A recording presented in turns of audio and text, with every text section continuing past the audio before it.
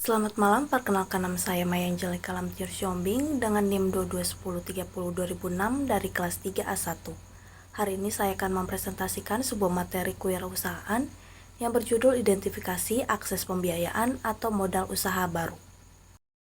Pada materi kali ini terdapat 4 poin pembahasan. Yang pertama yaitu identifikasi pentingnya pembiayaan atau modal. Yang pertama ada alasan kebutuhan modal usaha baru diidentifikasi. Hal ini dapat mencakupi seperti tantangan cash flow, penanaman modal, siklus pengembangan produk yang panjang. Lalu yang kedua, sumber-sumber modal personal diidentifikasi, dapat mencakupi dana pribadi sendiri, teman dan keluarga, sumber bootstrapping, atau menemukan cara untuk menghindari kebutuhan pembiayaan atau pendanaan eksternal, melalui kreativitas, kecerdikan, penghematan, pemotongan biaya, atau cara apapun yang diperlukan. Lalu yang ketiga ada potensi peningkatan pendanaan dipersiapkan, dapat mencakupi seperti personal funds atau dana pribadi, equity capital, penyertaan modal, debt financing atau pembiayaan berhutang, dan yang terakhir ada creative resources atau sumber-sumber kreatif.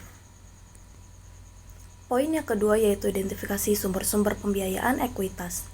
Yang pertama ada business angels diidentifikasi, mempunyai karakteristik mereka menginvestasikan uang mereka sendiri ke dalam proyek, biasanya lebih sedikit daripada yang diinvestasikan oleh pemodal Ventura.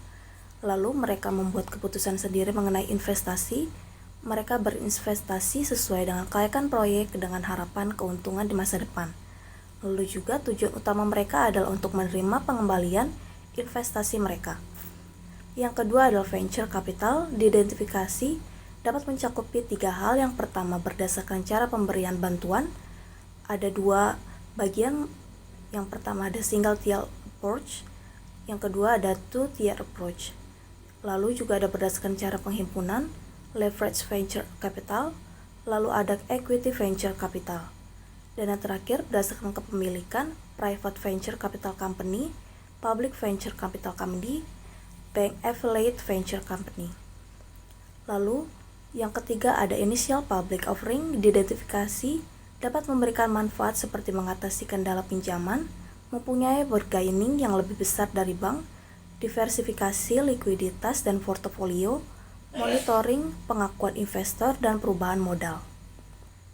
Ketiga yaitu identifikasi pembiayaan pinjaman. Yang ini dibagi menjadi 3. Yang pertama bank komersial diidentifikasi, mempunyai karakteristik. Yang pertama, secara historis, bank umum belum dipandang sebagai sumber pendanaan praktis untuk perusahaan pemula. Yang kedua, sentimen ini bukan ketukan melawan bank, hanya saja bank-bank itu berisiko buruk dan pembiayaan usaha startup adalah bisnis yang berisiko. Yang ketiga, bank tertarik pada perusahaan yang memiliki arus kas yang kuat, leverage rendah, keuangan yang diaudit, manajemen yang baik, dan raca yang sehat. Kedua ada SBA Guaranteed Loan diidentifikasi memiliki karakteristik. Yang pertama pinjaman tersebut untuk usaha kecil yang tidak dapat memperoleh kredit di tempat lain. Program SBA yang paling terkenal tersedia untuk usaha kecil yaitu KUR. Hampir semua usaha kecil memenuhi syarat untuk mengajukan pinjaman tanpa jaminan SBA. Pinjaman jaminan SBA dapat digunakan untuk hampir semua tujuan bisnis yang sah.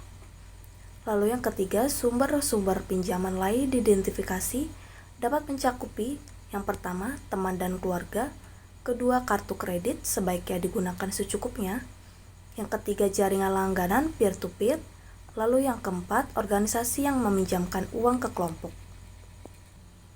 Lalu pada poin yang terakhir yaitu identifikasi sumber-sumber kreatif pembiayaan dan modal. Dibagi menjadi 2, yang pertama ada leasing atau sewa, diidentifikasi memiliki karakteristik. Yang pertama, sewa merupakan perjanjian tertulis di mana pemilik properti mengizinkan seseorang individu atau bisnis untuk menggunakan properti tersebut selama jangka waktu tertentu dengan imbalan pembayaran. Yang kedua, keuntungan utama dari leasing adalah memungkinkan perusahaan mengakuisisi penggunaan aset dengan uang muka dengan sangat sedikit atau tidak sama sekali. Sebagian besar sewa menggunakan uang muka sederhana dan pembayaran bulanan selama masa sewa. Lalu pada akhir sewa, peralatan usaha baru ini biasanya memiliki pilihan untuk berhenti menggunakan peralatan tersebut, membelinya untuk nilai pasar wajar, atau memperbarui sewa guna usaha. Yang terakhir, leasing hampir selalu lebih mahal daripada membayar tunai untuk barang, jadi kebanyakan pengusaha menganggap leasing sebagai alternatif untuk ekuitas atau pembiayaan hutang. Dan yang terakhir yaitu SBIR, Small Business Innovation Research, dan STTR, Small Business Technology Transfer. Grant Programs diidentifikasi memiliki karakteristik. Yang pertama, program ini memberikan hibah tunai kepada pengusaha yang mengerjakan proyek di area tertentu. Yang kedua, program SBIR ini adalah program hibah kompetitif untuk usaha kecil di tahap awal dan proyek pembangunan. SBIR adalah program yang berarti bahwa perusahaan yang memenuhi syarat memiliki potensi untuk menerima lebih dari satu hibah untuk mendanai proposal tertentu. Yang terakhir, program STTR mensyaratkan partisipasi peneliti yang bekerja di universitas atau institusi penelitian lainnya. Baik, mungkin itu saja yang dapat saya sampaikan. Kurang lebih yang mohon maaf. Terima kasih. Selamat malam.